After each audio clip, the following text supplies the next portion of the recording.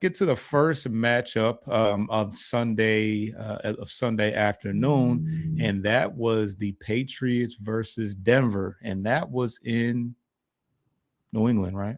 No, in Denver. That was Denver. That was in Denver.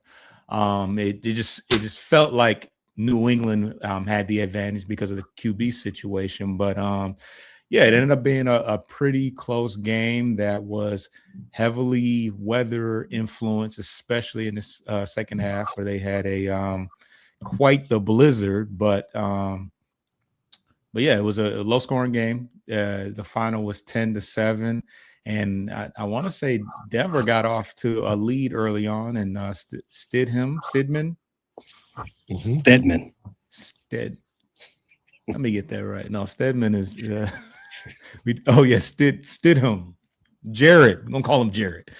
He got off to a good start, and the Broncos had a decent opportunity to get a victory. There was some speculation that Peyton may have overcoached a little bit, and they went up 7-0 and had the opportunity to go up 10-0, but they chose to go for it instead of taking the points, which has been more of a approach of NFL coaches these days.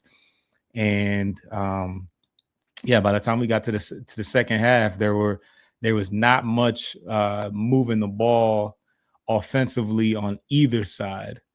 I think the Broncos only had. Well, the Broncos had more passing yards than the Patriots. They only had 65, but ultimately they were able to get the final field goal to win the game 10-7. But what did you guys see in the game?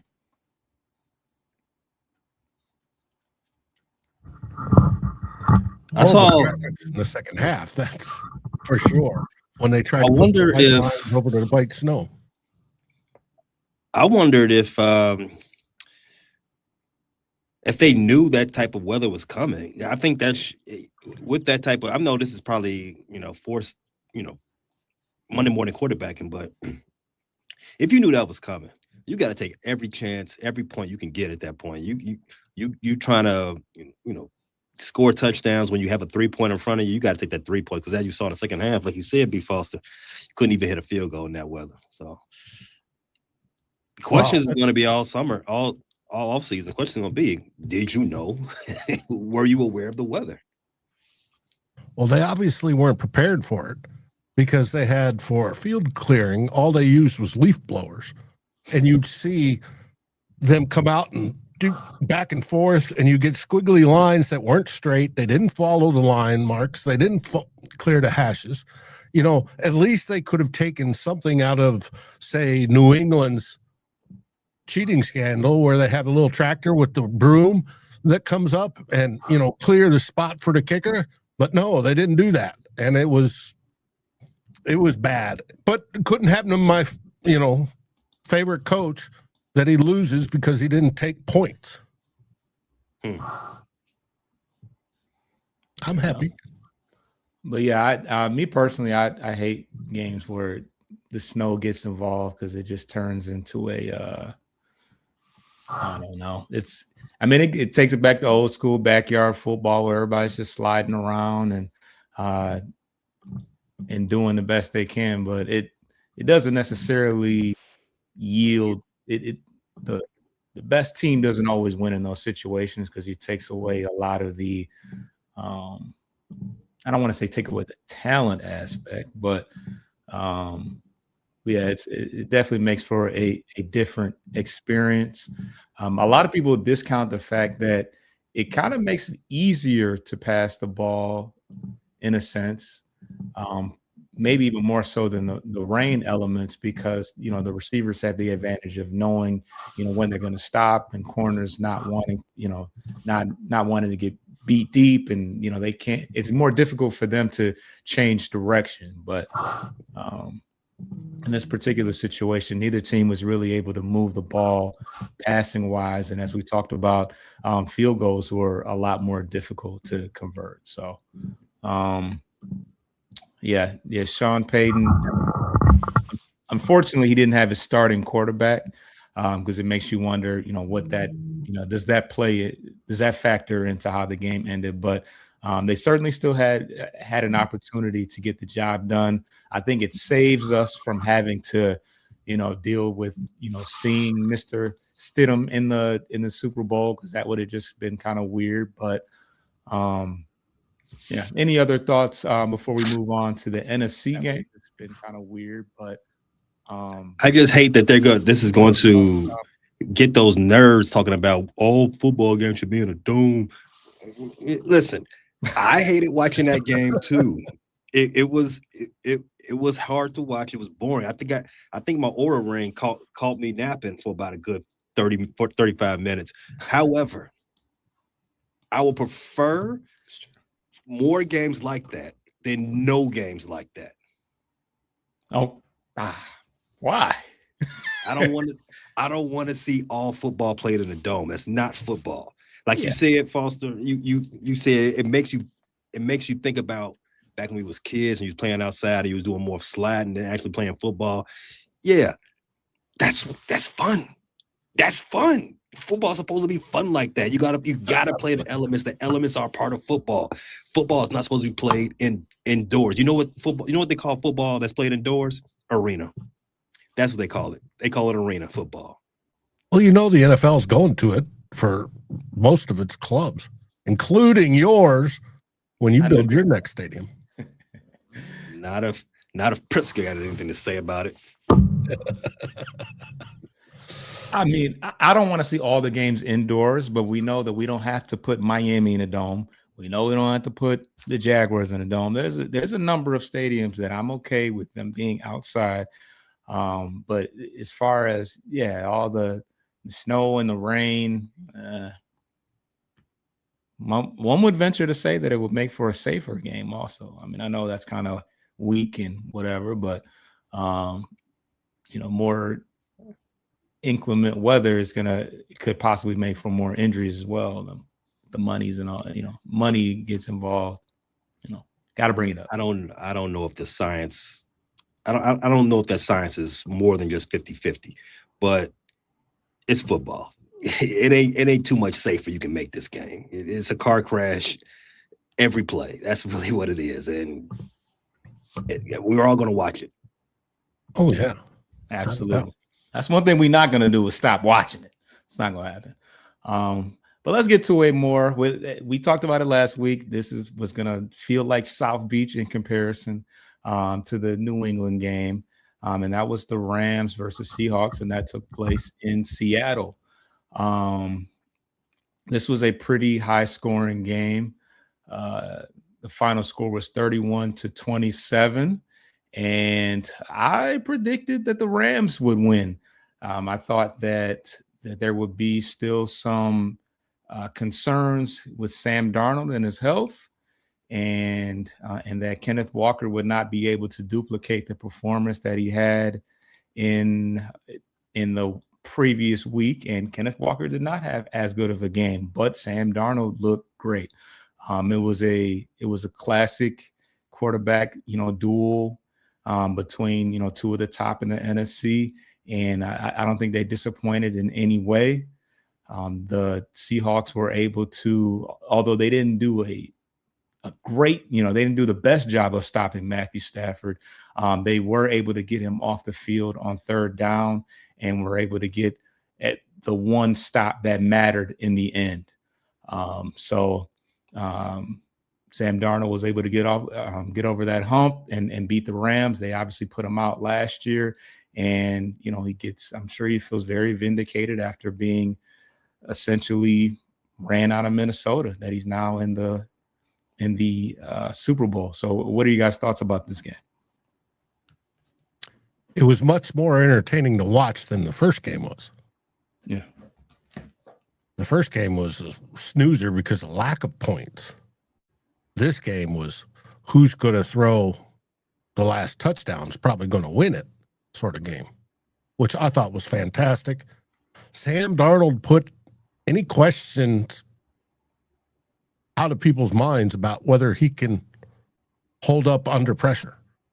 The Rams have always been tough for Sam. It's one of the reasons why the Vikings let him go. And my fans are crying about that.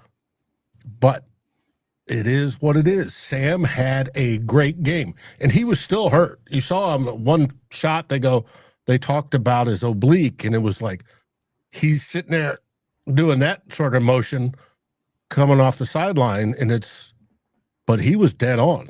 346 yards, 3 TDs. He was great.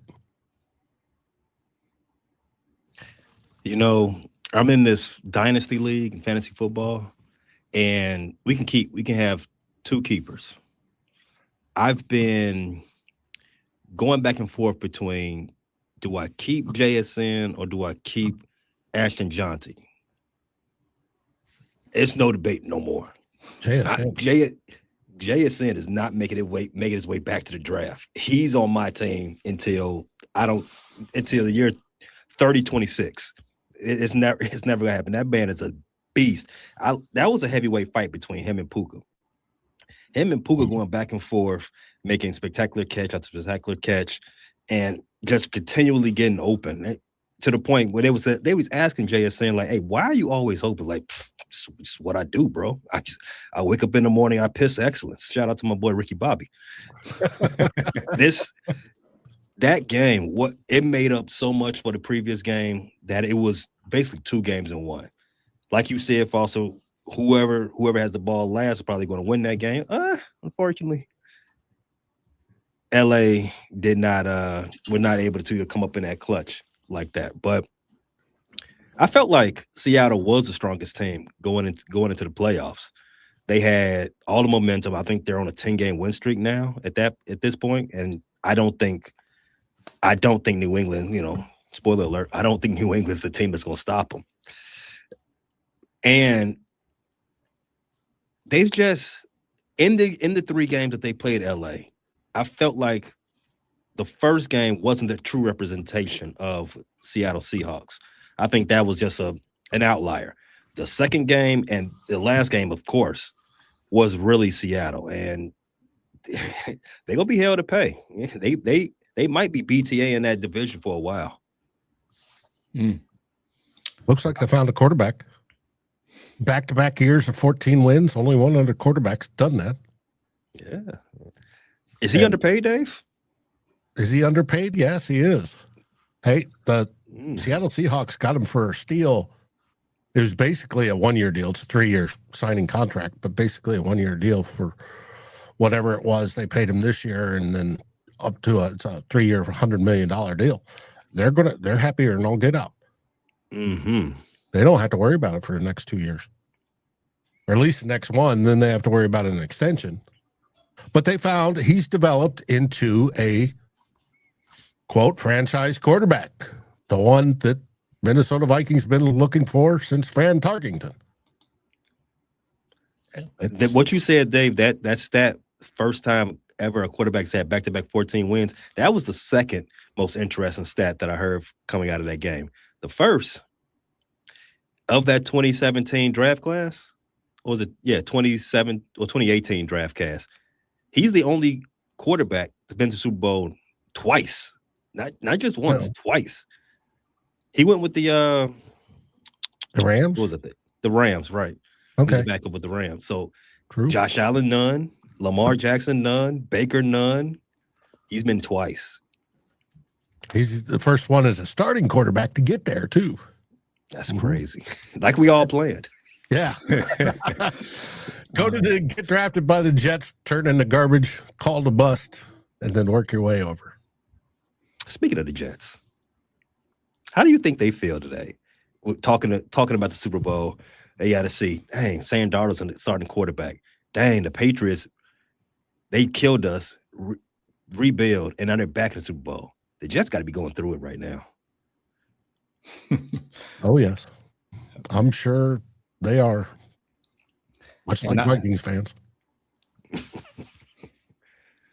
And out of the QB class, I'm not sure what year it was. The year that Sam Darnold was drafted, Baker Mayfield, Darnold, Josh Allen, Josh Rosen, who many of you probably forgot about, who was drafted by the Cardinals, and Lamar Jackson.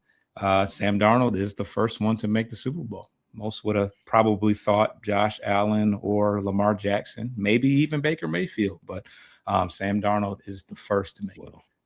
Well, you said he made it. You said he made it. He was the backup with the Rams. Is that what you said? Mm-hmm. But that doesn't count, does it? I mean, he knows it's not. This isn't new to him, so the experience counts. He didn't play. He was there though. The whole lead up, the prep, all that. He understands what he understands is. So as a quarterback, it all counts for him. Rather, maybe not counting on his football reference, but it counts. Absolutely. And execution and on special teams is always important. There was a big muff punt by Xavier Smith that definitely could have swung the momentum a little bit. So it is all important. There's not one individual or one side of the ball that is less impactful. It can all make a difference. Let's get to the first break, and then let's talk coaching hires on the other side of that.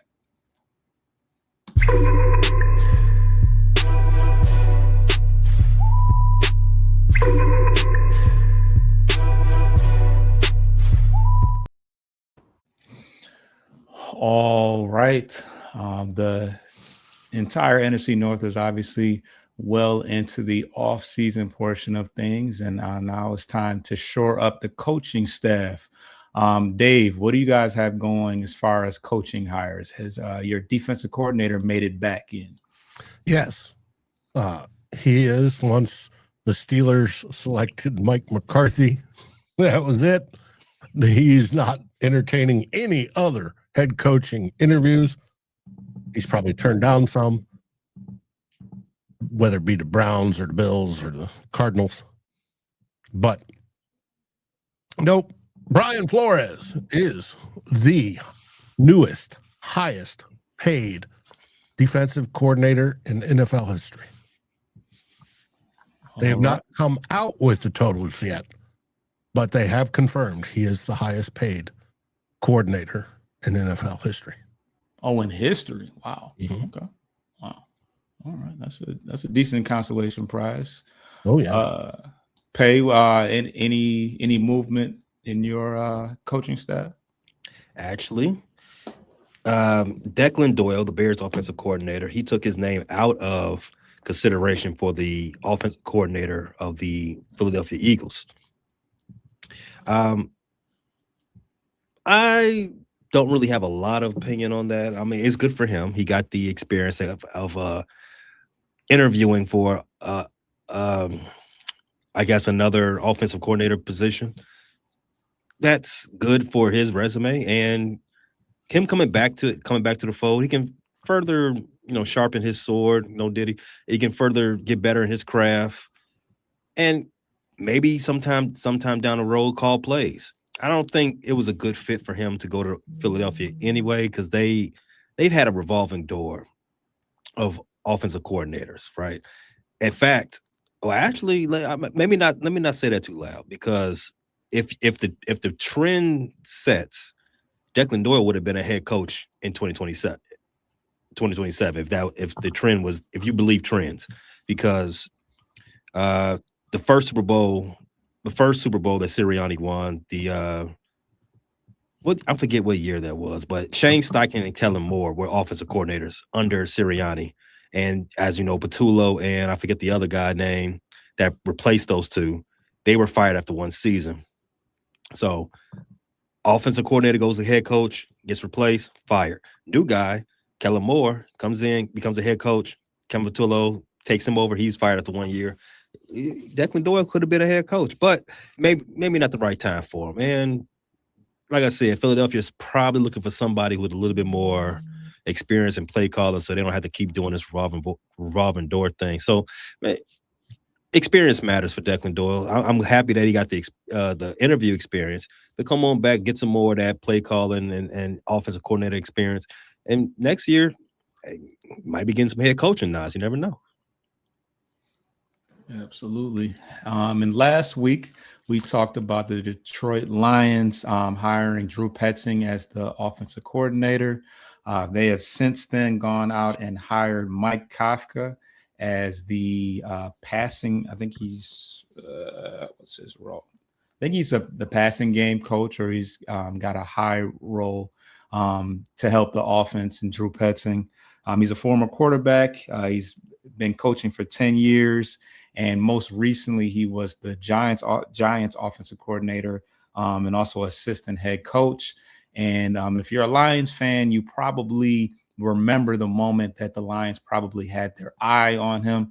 And it was when we played against them and he drew up that play that resulted in Jameis Winston getting the ball back on a throwback.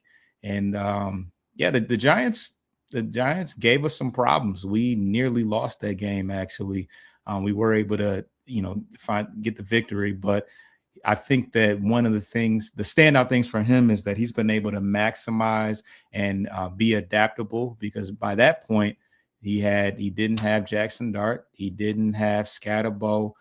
There was a lot of, and then he was out of the receiver. What's the receiver's name early in the year? I can't remember his name. I think he went to Tennessee. Malik Neighbors. Neighbors. Yeah. So yeah, he was able to, he managed to have some success with less, and he'll have a lot more weapons. And I think that it's my understanding that he's going to be where Petzing is going to be more in charge of the running game aspect. He's going to assist with making sure the passing game is under control. Pay, you kind of talked about it, how Marvin Harrison kind of struggled under his system. So I made that should shore up any questions of whether or not we can make things happen through the air with our receivers. But that's the lone coaching hire that we've had in the past week. Now, as we look at the rest of the NFL, whoa. There's more coaches involved in the NFC North than just that. Oh, yeah. I just skimmed right past the Packers. Go ahead. Well, besides the Packers, let's go with Chicago Bears. Oh. You guys let Eric Bieniemy go. Yeah. So about that last week. Who's going to replace him? We haven't replaced the running backs coach as of yet. Okay. Will it be a big name just like Eric Bieniemy was? Probably not.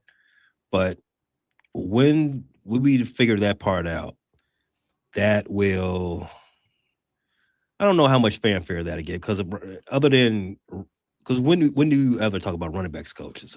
Eric Bieniemy was a high end name, so that's what got all that attention. But as far as the entire staff, I am happy we are still retaining Antoine Randall. I'm happy we're still retaining Declan Doyle. I'm happy the Bears are still retaining. We did lose Al Harris, but that he was supposed to get the job at Green Bay. Why are we talking about Green Bay? He may, now that you talked about Mike McCarthy earlier, he may end up back over there, because he played for Mike McCarthy. He coached under Mike McCarthy in Dallas. It fits, right? And if he can get that defensive coordinator gig, it all works out for him, because he's due, and he's definitely I guess talented enough to be a defensive coordinator, because he's everywhere he's been, the secondary has been off the chain. Dallas, Chicago. So yeah, Al Harris, props to him. Great job. I wish all the success to you. I'm glad you're not going to Green Bay, because I didn't like you when you was a player. I don't want to have to dislike you as a coach too. Right. So perfect. If he ends up in Pittsburgh, I know that secondary is going to be hell to pay. And for you, Foster, you have a coaching position open. It's June's favorite position. What? Tight end. Fullback? Tight end. Oh. Tyler Roll left. He was hired as the offensive coordinator for Iowa State. Speaking of tight end, Iowa is. Or Iowa. He's going down there. And so that position has yet to be filled. For the Vikings, for positions still open, we have Our offensive line coach search is still in the works, and I'm getting frustrated that it is because it looks like we'll probably settle, which will irritate me to no end. We lost Durante Jones, our DB coach. He became the defensive coordinator for the Commanders. Our defensive line coach, Marcus Dixon, he's going to take on that same role with Dallas. It sounds like. We lost our safeties coach, Michael Hutchings. He's becoming a coordinator at University of California. And of course, we lost Mike Pettin, our assistant head coach, which makes me wonder if Brian Flores got that title with the big pay. Don't know for sure, but we'll find out.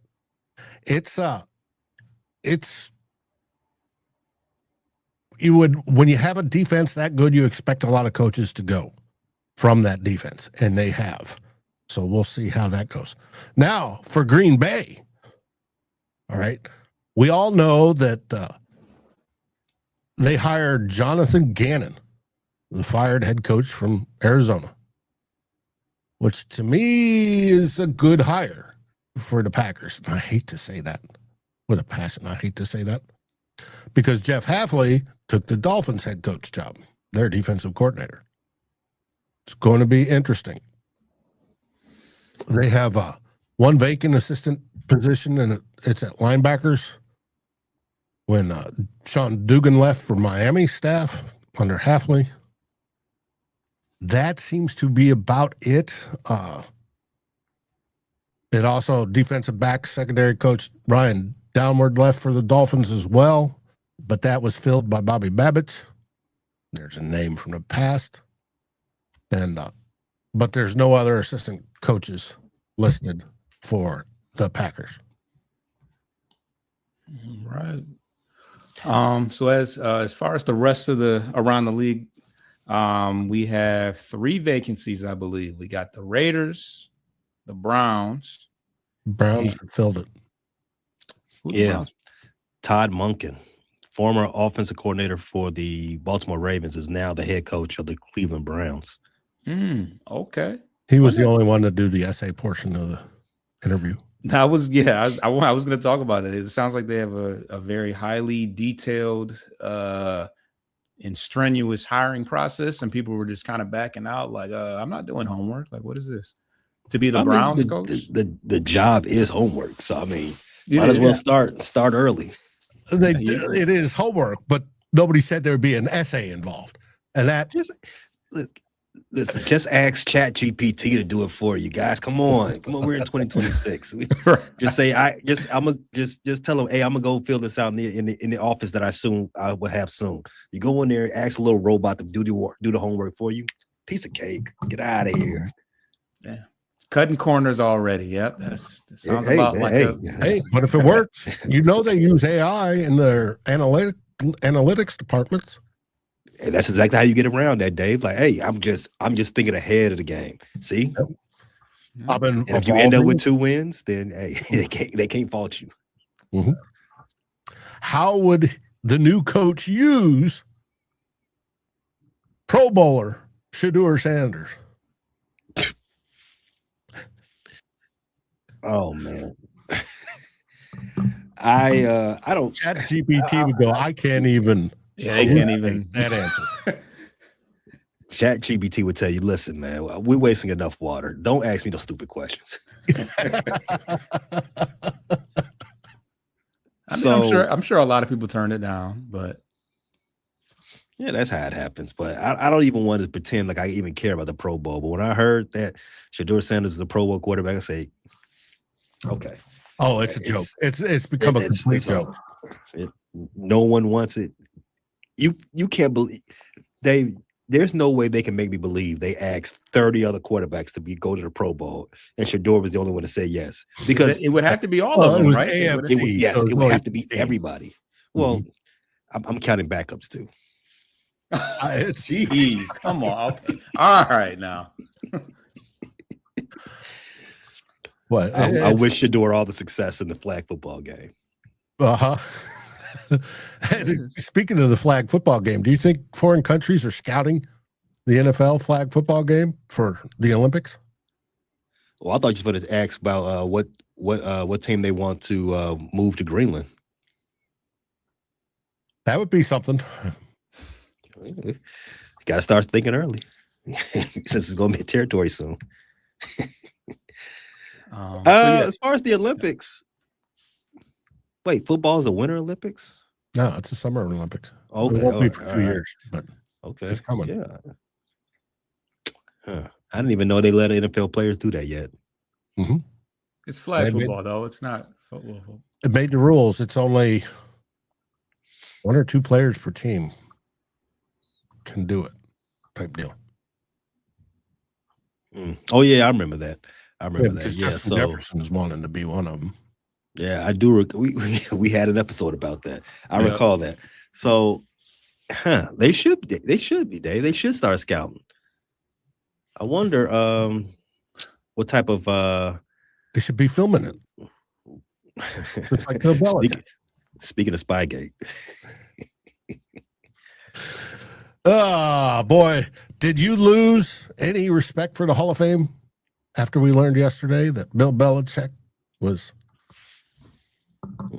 not voted I didn't. in? I mean, how often do we see a coach get in on the first ballot? He's the only one that's been to the Super Bowl 8 times. Yeah, he's the coach, though. I mean, we won't. He was a surefire Hall of Famer.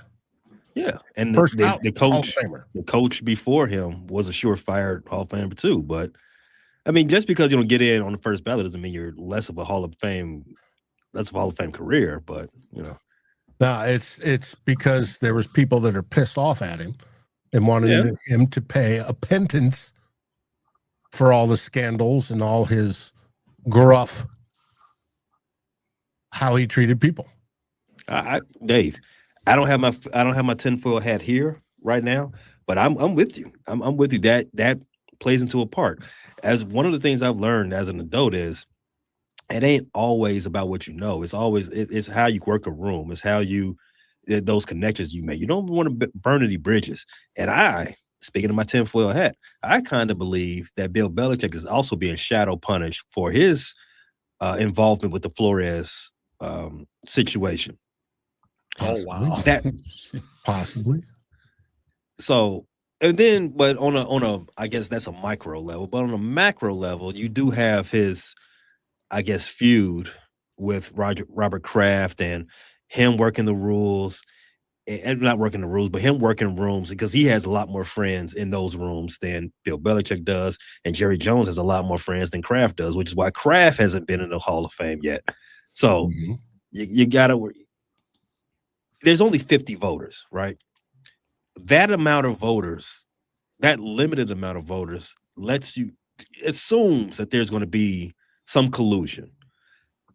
For him not to be voted in, I think that's 11 people had to say no.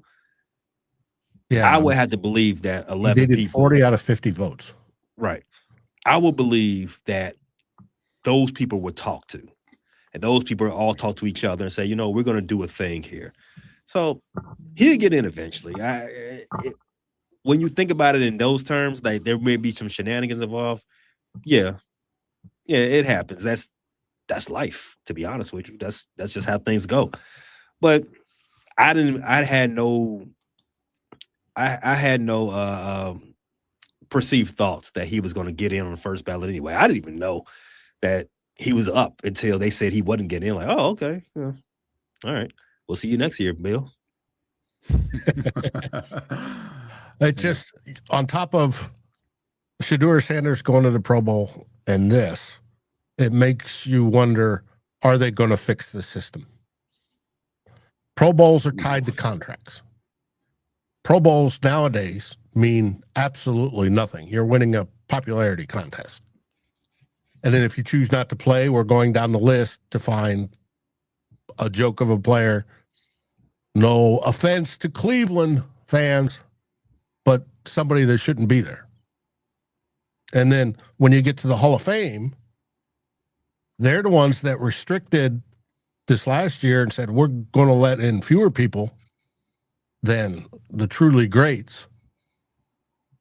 And then you take a truly great, whether it be Bill Belichick this year or, what's his name? Wide receiver. Took so long to get in. And there's a whole bunch of those.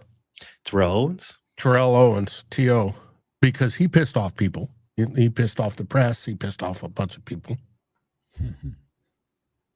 It's a shame, and it should be, no, that's not the way the system works. It should be clearly defined, and the NFL is the only league that does not define it and say, hey, it's on-field performance, your record, your stats, all that sort of stuff. It doesn't talk about morality. And all the other leagues say, leave the morality out of it. Did the player meet the requirements to be considered a Hall of Famer? Well, baseball, there's a lot to that, though. Goes, no, we're going to use morality when we want to because we're the NFL and we don't care. Or in this case, the Hall of Fame.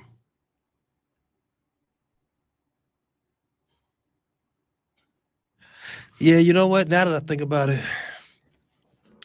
no other Hall of Fame coach has ever been seen shirtless on a porch in Boston like Bill has. So I think he should have had to wait a while. Could be. We'll find out next year. He's not obviously going to be there this year, so we'll find out next year. Mm-hmm. Any predictions on the two vacancies we have with the Raiders and the Cardinals? See, this year is really tough because I think we spoke about this with so many vacancies and no real hotshot name. You're going to have a lot of first time and pretty unheralded guys getting jobs nowadays because you got Cignetti. He said he's not going to do it. Marcus Freeman's not going to do it. No one's interested in Bill Belichick, not even the Hall of Fame, not even Canton. So Raiders, I was hearing that they had some interest with was it the Raiders or was it the Cardinals? Well, one of them, I think Mike McDaniel was popping up for one of those. I think it was the Cardinals. But after he finally settled down on taking the Chargers job, those two, who would have thought those two would be openings before the Browns? Well, I think the Browns gave up, and they just took the first guy that said yes. Got thirsty. It's 3 a.m. at the bar. You got to make it. Yeah, that's exactly what. Now, for the Cardinals, as of yesterday, I heard from Diana Rossini. She reported that they interviewed Ron Rivera. Wow. And I think he was in retirement. Yeah. This is Joe Gibbs' situation without the Super Bowls. Uh-huh.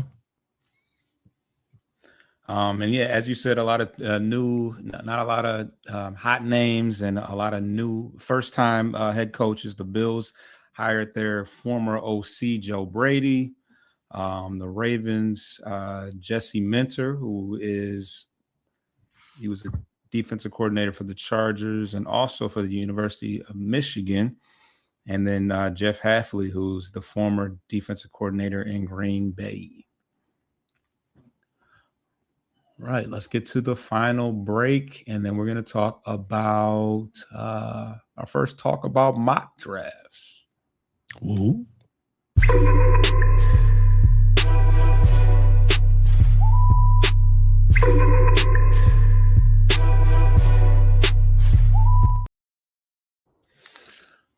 All right, never too soon to start taking a look at the future and draft picks.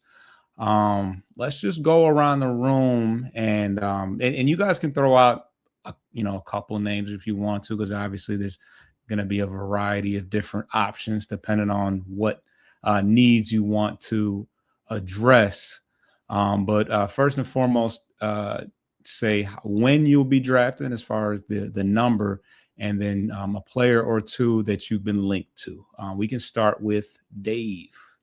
All right. The Minnesota Vikings are drafting 18th.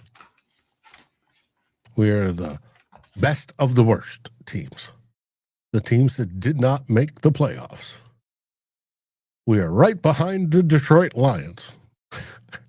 But now, I said in the pre-show that this was fun doing some research. I looked up or used the robot to figure out what are the top 5 players that Minnesota has been mocked to them so far this early in the preseason or off season.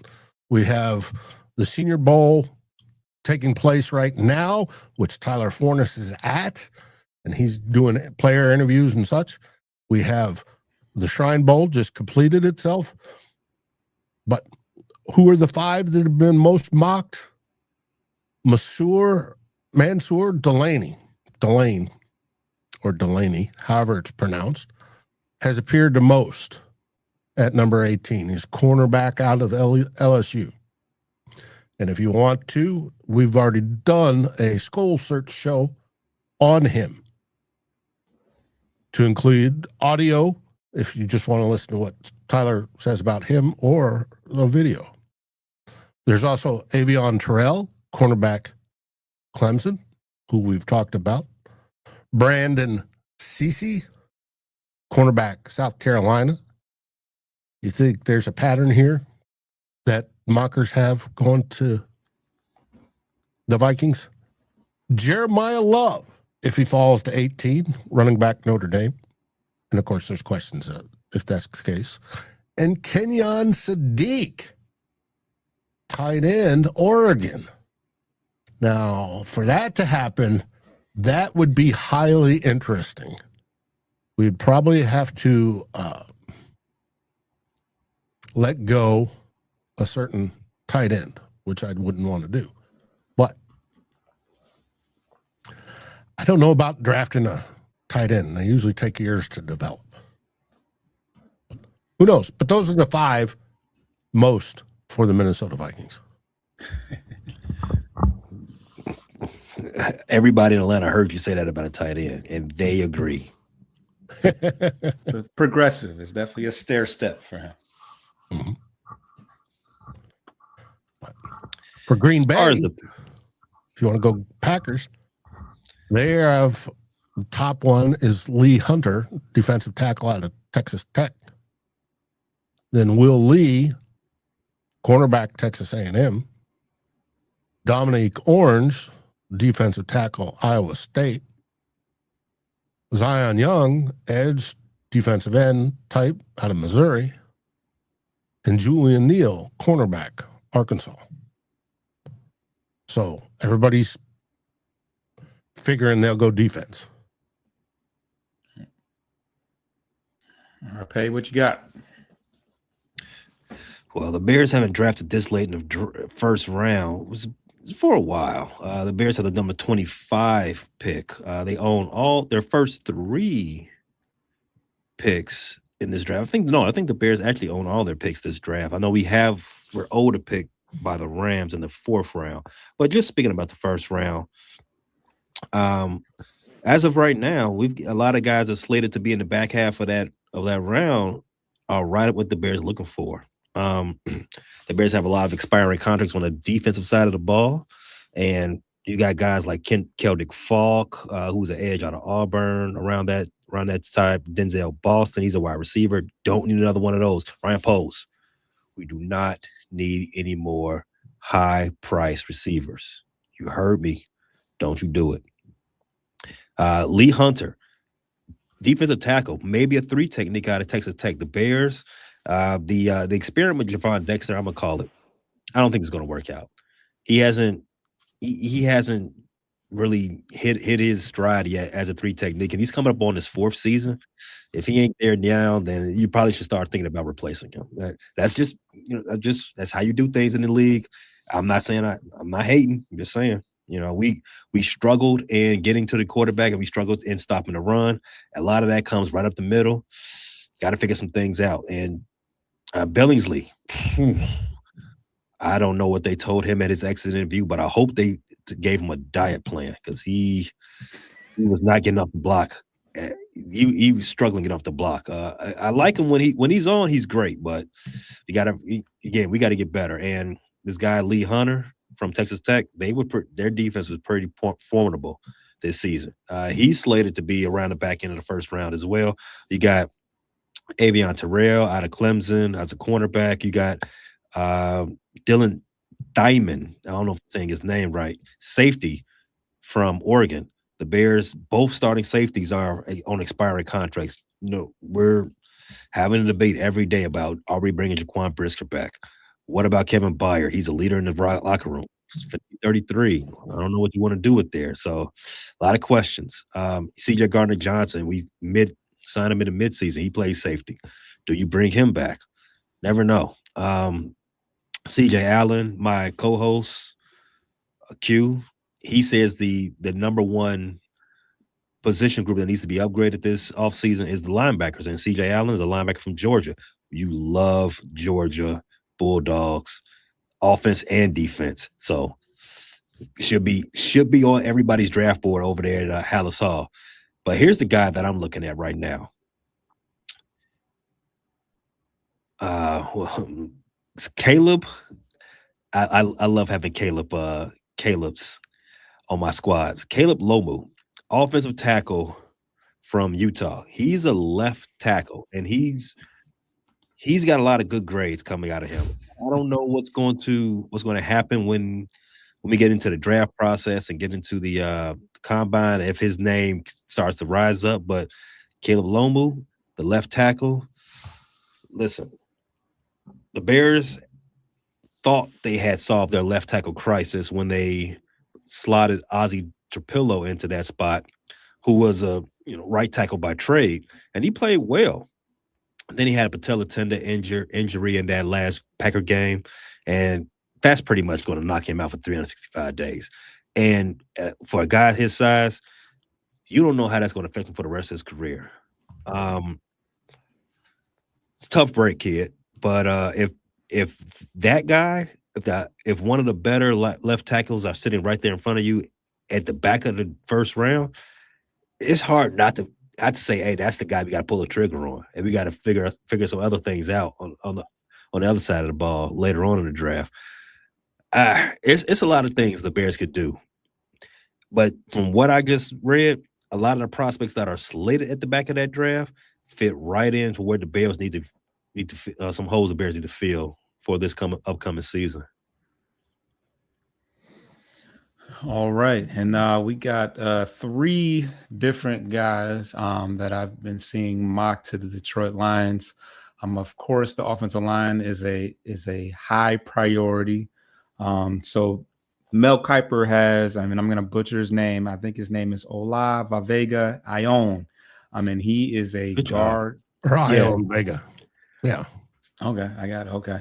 And he's a guard out of Penn State.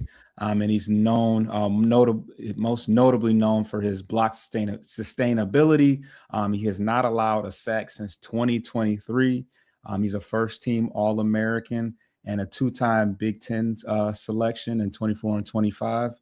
The interior is something that is definitely high priority. And in the event that we went and got a guard in the first round, you move Tate Ratledge to the center position. You let Mahogany rock one side, and then you bring in Mr. Ione on the other side of that. And then have you heard of Brandon Thorne? I have not heard of him. Where is he from? Brandon Thorne does a podcast. Oh, you told offensive line. Okay. Yeah. And he has Vega as his number 2 guard overall. Okay. So that'd be a good choice. Brandon Thorne. Yeah, I'm going to look him up to get that information on the big round belt. He specializes in that specifically. Yes. Okay. All right. So the second guy is a tackle out of Miami. His name is Francis Maigua. And he would be the Decker predecessor. He's the second highest rated tackle, and he's both effective in the pass and run block game. And once again, addressing that offensive line, Taylor Decker may or may not retire. The Frank Ragnow situation kind of burned us last year, so it would be beneficial for us to be proactive this time around in preparation for that. So that's why he was mocked to the Detroit Lions at 19, and that was by PFF. The last one was done by the NFLmocks.com, and it would not be a mock draft without an edge rusher to be the opposite side of Hutch, and that is TJ Parker out of Clemson. He had 16 sacks in the last 2 seasons and 29 tackles for loss. He's a larger edge rusher, which is what Dan Campbell prefers. And he's big enough and strong enough to hold his own in the run game as well. He's 6'3", 260 pounds. So those are the 3 guys that I have seen. I've also seen I believe he's a tackle out of Alabama, Proctor. And that's somebody that I'm seeing a lot of mock drafts as well. So of course we will have a lot of time over the next 2 months to, further kind of dig in on the mock drafts. But that is a early look at it. So Dave, as you said earlier, you got boots on the ground down at the Senior Bowl. What do you guys have planned in the future for the Vikings First and Skol fans? I'm working on another Skol Search episode where we're looking at first batch of wide receivers, and it'll be mid-first rounders type, not the very top, but the next level. We also have Tyler's going to get with me sometime. We're going to have some show tomorrow night. Question of time and availability because they moved the practices to later in the afternoon, so we're not sure how that's going to go. We'll have something there. And we'll have 2 bloggers on Sunday, as usual. So we'll have stuff coming out. Just keep your notifications turned on Vikings First and Skol, and you'll have all sorts of content. All right. And Pay, what you got going on? We are getting ready to tackle this NBA trade deadline. The guys from my boys Rick and Zeke, they got a lot of content coming up surrounding that, as well as Q is going to start breaking down the Senior Bowl when that's going. Other than that, just be prepared. You definitely want to hit that notification bell when Frustrated Chicago Sports Fan Channel drops anything, because none of it's a waste of time. The baseball season is around the corner. Pitchers and Catchers is going to report in just a couple of weeks. Are the Sox going to be better this year? I'm banking going not.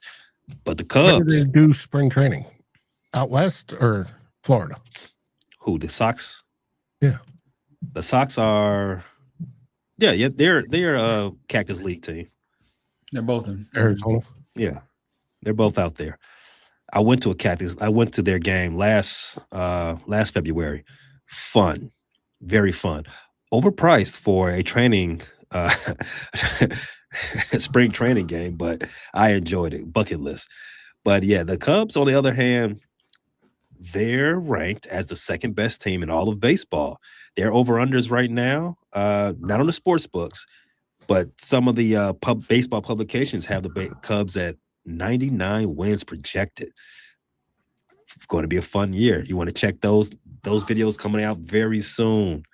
Frustrated Chicago Sports Fan Channel. Hit the notification bell so you never miss a drop.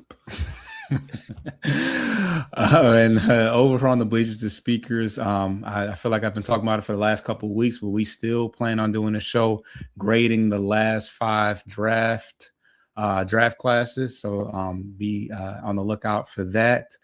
We will also be a part of the NBA draft. I mean, not NBA draft, the NBA trade deadline festivities. I'm hoping the Pistons are involved in some way, shape, or form. We will be also hosting the Central Division show this upcoming Monday. And me and Coach have a show on Sunday. Our first our spring training episode will be coming out on Sunday. So stay tuned. We got a lot of stuff coming up. And what does they say in Chicago, Pay? Bear down. Dave, Minnesota. We say Skull Vikings. And in Detroit, we say One Pride. Thanks for joining us. Get your lick back. If a nugget on you something, ain't no chit chat. Better stay up out the way, don't get your shit splat. Stop, let this shit slide and get your lick